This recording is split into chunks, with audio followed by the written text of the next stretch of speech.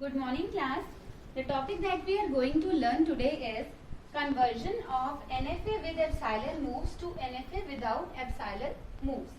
Before straight away moving to the topic, let's have a quick revision of what an automata is. This FA is known as finite automata. This is of two types, deterministic finite automata and non-deterministic finite automata. This finite automata is an abstract model of a digital computer. As I have told you that it is of two types, DFA and NFA. The name of DFA is deterministic finite automata. As its name suggests, deterministic. The model whose behavior is deterministic is known as DFA, and the model whose behavior is non-deterministic is known as non-deterministic finite automata. This will be more clear if we read sentence like this: stop, not let him go.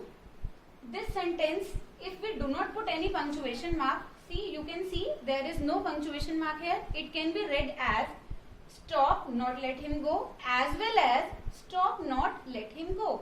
It means this sentence has a dual meaning. This is a dual meaning sentence. It has more than one meaning. Similarly, if we have a model which has more than one meaning, it is considered as non-deterministic finite automata and the model whose behavior is deterministic. Suppose if I put a punctuation mark either after stop or after not, in that case it will be read as stop, not let him go. It means the meaning is clear that the person is to be stopped and he or she is not allowed to go. But if we put a punctuation mark here, it means stop, not let him go. It means the person is not to be stopped, he or she is allowed to move. In automata theory, this difference can be explained as, suppose our automata is at a particular state called Q0 and an input A is given to this automata if it moves to state Q1, that is at one and only one state. If it is moving to only one state, it means the behavior is deterministic here. So, it will be considered as a DFA. Now, in another case, suppose the automata is at a state Q0 and we are giving the input A. And if it is moving to Q1 and Q2, it means it is going to more than one state. It means multiple paths are there. The model can take multiple ways. It can move to Q1 also or it can move to Q2 also. It means in that case the model or the machine is known as NFA, that is non-deterministic finite automata. Now the topic is NFA with epsilon moves. We have a quick revision of finite automata. So we have seen what is non-deterministic finite automata. Now we should also know what is the meaning of this symbol called epsilon. The meaning of this symbol epsilon is nothing. It means nothing. So the meaning of NFA with epsilon moves will be more clear with this diagram. Suppose the automata is at a state Q0. On giving a symbol 0, if it is moving to Q0, this is okay. On giving the input as epsilon, it means we are giving no input. We are giving no input because epsilon means nothing. We are giving no input. Still, the machine is having a capability to move to another state called Q1. This DFA has no epsilon in it. It is not having any capability like this. This is possible only and only in case of NFA. So in books you can see NFA with epsilon moves, but DFA with epsilon moves, there is no possibility of this. Okay. So what we need to do today is, what we need to learn today is how we can convert the NFA who is having epsilon in it to the NFA without epsilon moves. That is, in short, what we need to do here is we have to remove these epsilons here. You can see the transition table. This transition table also belongs to this diagram. This is the same automata. Basically, the automata can be represented in two forms, either by transition table or by transition diagram. This is a transition diagram. For the same transition diagram, I have made the transition table here. See, the states are written downwards and the symbols are written across. So you can see from the diagram Q0 with 0 is moving to Q0. So Q0 with 0 is moving to Q0 here. Q naught with input 1 and 2 are going nowhere. So I have put a dash here. Okay, now Q naught with epsilon is moving to Q1. This I have written. Similarly, for Q1 with symbol 1, it is moving to Q1. With symbol 0, it is going nowhere. With symbol 2, it is also going nowhere. With symbol epsilon, see epsilon is here. With Q1 with symbol epsilon is moving to Q2. So Q1 with symbol epsilon is moving to Q2. Now we have the last state, that is Q2. Q2 is having only one symbol, that is called 2. So Q2 with 2 is moving to Q2. Otherwise, with symbol 0, 1 and epsilon, it is going nowhere. So I have made the transition table according to that.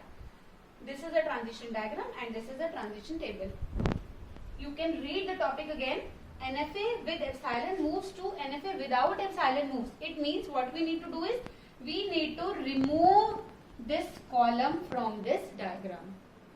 So what we need to do is, in this case, we need to do something else. We need to have a special function called epsilon closure, which can map the another table of NFA without epsilon moves. What we have to do, see, we have to make another table which has symbol 0 in it, which has symbol 1 in it, which has symbol 2 in it, but this epsilon should not be there. Now the question arises, how this table can be converted to this? I have told you, for this we need to have a special function called epsilon closure. See, I am writing it here, epsilon closure. This is the special function.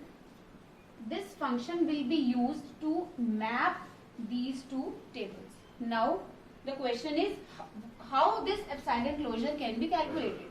See, the initial state in this diagram is Q naught. What is the checkpoint of initial state? This arrow. The state which is having arrow is known as initial state, but condition is that it should not have any state here. See, arrow is here also, but one state is there. It is having arrow but no state is there. So Q naught is the initial state, and the state with double loop, is known as final state. So if we want to make the table, first of all we need to have the initial state. How to calculate the initial state of this table? See, Q naught is the initial state here, but as we are removing the epsilon with the help of epsilon closure, so if Q naught is the initial state of this diagram, so epsilon closure Q naught will be the initial state of new table. See, I have told you that to map these two tables we need to have epsilon closure with us. Q naught is there. In this case it will become epsilon closure Q naught. Now the thing is that how we should calculate the epsilon closure of any state. So for that, what we need to do is, see, there are some rules to evaluate the closure. See, as epsilon closure Q naught we have to calculate, so it can be calculated as epsilon closure Q naught. See, according to rule, first of all, the answer contains the state for which you are calculating the closure. See, you are calculating the closure of Q naught here. So this should contain, first of all, it should contain Q naught here. Now, according to rule, what we need to do, the last state that we have entered in the state is Q naught. We have to see with the symbol epsilon, the last entered state is going where. So last entered state is Q naught. Either from diagram or from table, we need to see this Q naught with epsilon is going where. It is going to Q1. So we will write Q1 here. Okay. Now the last entered state is Q1. Again we have to see Q1 with epsilon is going where. This Q1 with epsilon is going to Q2. Now we will write Q2 here. Now the last entered state is Q2. Same procedure will be followed. So we will check Q2 with epsilon is going where. But here Q2 with epsilon is going nowhere. So this will be terminated here. So the value of epsilon closure Q naught we have calculated as Q naught, Q1, Q2. As I have told you, the initial state of this, if the initial state of this is Q naught, the initial state of new NFA will be epsilon closure Q naught. And now I have calculated the value of epsilon closure Q naught. So what I can do, instead of writing epsilon closure here, I can replace this epsilon closure Q naught with this particular set, that is Q naught, Q1, Q2. Okay. Abhi what I am doing, I am replacing the value here. This epsilon closure Q naught, I am removing it from here, and instead of writing epsilon closure Q naught, I am writing this particular set, that is Q naught, Q1, Q2 here. So this will be Q naught, Q1, Q2. Now what we have to do, we have to calculate the value here. It means Q naught, Q1, Q2 with the input 0 is going where? I have calculated it here. I will show you in this. See, this can be calculated as Q naught, Q1, Q2 with 0. It will be calculated as Q naught with 0 union Q1 with 0 union Q2 with 0. See, you can see from the diagram, Q naught with 0 is going to Q naught, so I have written Q naught here. Q1 with 0 is going nowhere, so I have written null set here. Again we have union here. Then we have Q2 with 0. Again you can see from the diagram or from table as per your convenience. Q2 with 0 is also going nowhere. So here we have got Q naught union null set union null set.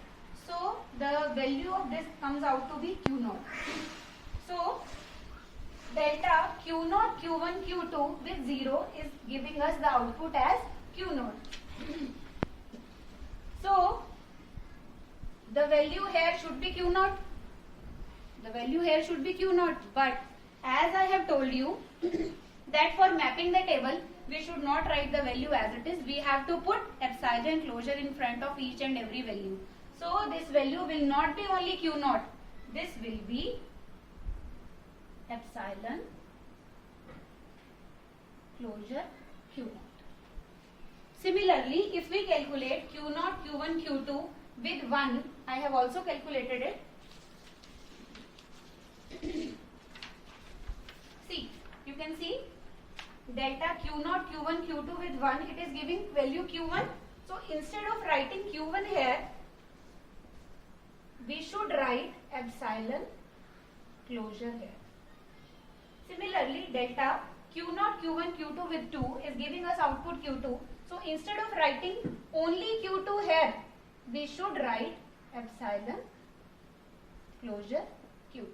Now the question arises, we have got, initially we have calculated the value of epsilon closure Q naught as that value, this was the value.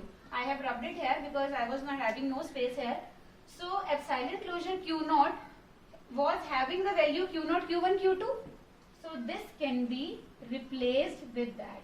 Epsilon closure Q naught, the value of epsilon closure Q naught was Q naught, Q1, Q2. Now we have epsilon closure Q1 and epsilon closure Q2. As we have calculated the value of epsilon closure Q naught, in the same way we will calculate the value of epsilon closure Q1 also. So this will be calculated as epsilon closure Q1. Same method will be followed as we are calculating the epsilon closure of Q1 here. So first of all, in this set we will write Q1. We will write Q1 here. Now the last entered state is Q1. What we will do? We will check from the diagram or from the table that the last entered state, that is Q1, with the input epsilon is going where? It is going to Q2. So we will add Q2 to this state. Then we have Q2. Again we will check on Q2. This Q2 on epsilon is going where? It is going nowhere. So it will be terminated here. Similarly, we will calculate the value of epsilon closure Q2 also. So first of all, Q2 will be there because we are evaluating the closure of Q2. So Q2 will be there. Now on this Q2 on epsilon is going nowhere. So this will be terminated. Okay. Now our requirement was epsilon closure q1 and epsilon closure q2. Now what we will do, we will replace the values here. So I am going to replace it here. This epsilon closure q1, it will become q1 q2 here,